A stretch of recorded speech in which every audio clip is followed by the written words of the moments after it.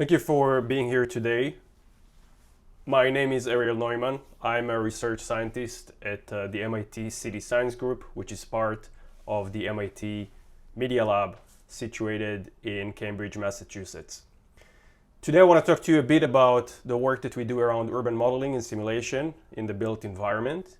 We usually look into cities through insights, basically understanding the current state of the city, transformation, changing the city from its current state to where we want it to be, prediction, where we evaluate those changes on the city, and finally consensus, where we try to bring all of that together in a decision-making process that involves both decision makers and the general public. But today, again, I want to focus more specifically about insights and how we gain information about the current state of our built environment.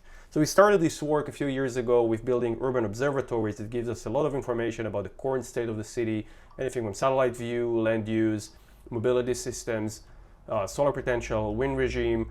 And then we started looking into the dynamic of the city, how the city moves in real time. We try to do that through social networks like Twitter. You can allocate the geotagged tweets and then understand how the city operates in real time. And that started a whole research topic around what we call urban dynamics, basically how people move, behave, and how we use different high frequency, high resolution, anonymous data sources to understand those behaviors.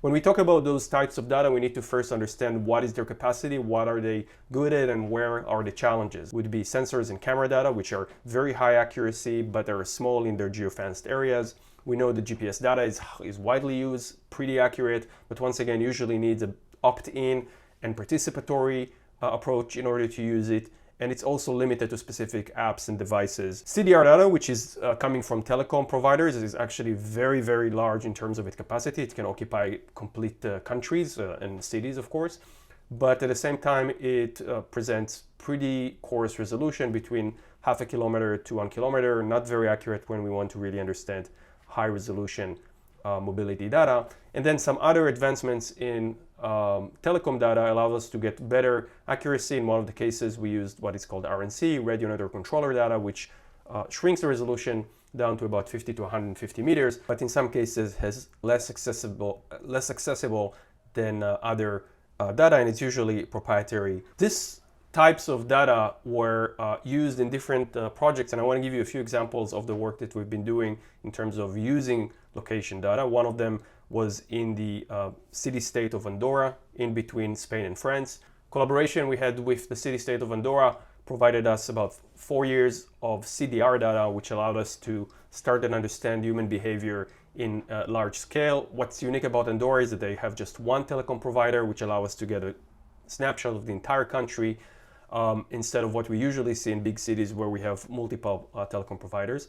Here you're seeing different analysis we provided to the tourism office in Andorra to understand how people behave in different events during the year, Tour de France and Cirque du Soleil, events that bring many, many tourists to this small country and both create a lot of economic opportunity, but also create a lot of tension on the existing urban systems. And we wanted to analyze how they affect the city. As we moved along with the city-state of Andorra, we got access to better and high-resolution data that allow us to start asking more specific questions about different locations in the city. For example, what makes attractive urban places in that city? We know that some places do attract a lot of people, but it's not very clear what it is that really brings those people together, what are the features and the elements.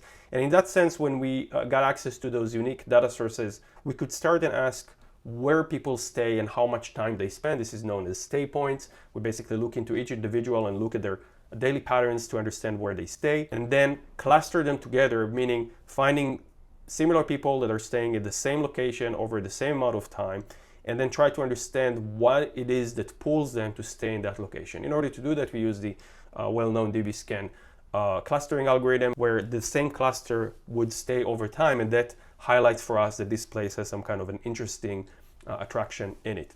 Once again, we want to filter clusters that are not interesting for us, what we call the boring cluster. Boring cluster would be, for example, a working place where people do stay for a long period of time, but it's the same people day in and day out, versus an interesting cluster, which could be a public space where people come in and out, but there are different people, and still the place is what really attracts them to stay there. So these are a few examples of how we identify what is a large scale, what is a diverse, and what is a long-lasting, persistent cluster. After we find these clusters, we want to correlate them with different urban features to then understand which of these features are acting as attractors to keep them at that same location. So to do that, we basically superimpose those location data that we found, those clusters, with many different layers, about 20 different layers of urban amenities, functions, networks, and other parts of the built environment. And we do that through dissecting the entire city into that equal grid of about 50 to 50, sometimes 25 by 25 meters. And for each one of these grid cells, we ask what are the urban features that are associated with the creation of these clusters. Some of our results were highlighting that certain functions and certain urban amenities were actually a greater attractor, which is not surprising. For example, food element and entertainment would usually attract people. But what we found, at least in the case of Andorra, surprising, was that amenities such as hotels or education were actually a detractor for the creation of those clusters. Now, we can go into explaining why they were not acting as attractors in the city, but what's really important is that these can start and be advisors and helpers for decision makers to understand why certain parts of the city are acting as attractors and what are the agglomeration of different functions that will create an attraction point versus a detractor. Now, if we have a well-fitted model, we can then also try and use that as a predictor. So advancement in that work allowed us to actually build a predictive model that looks into the different urban attributes and elements and find the places with the highest probability for the creation of clusters. Now, all of that work, as I mentioned, was made for the tourism office in Andorra, but when COVID-19 hit, we actually reversed that work. So instead of looking at places where we want to attract people, we actually look into places where we are afraid of people meeting together.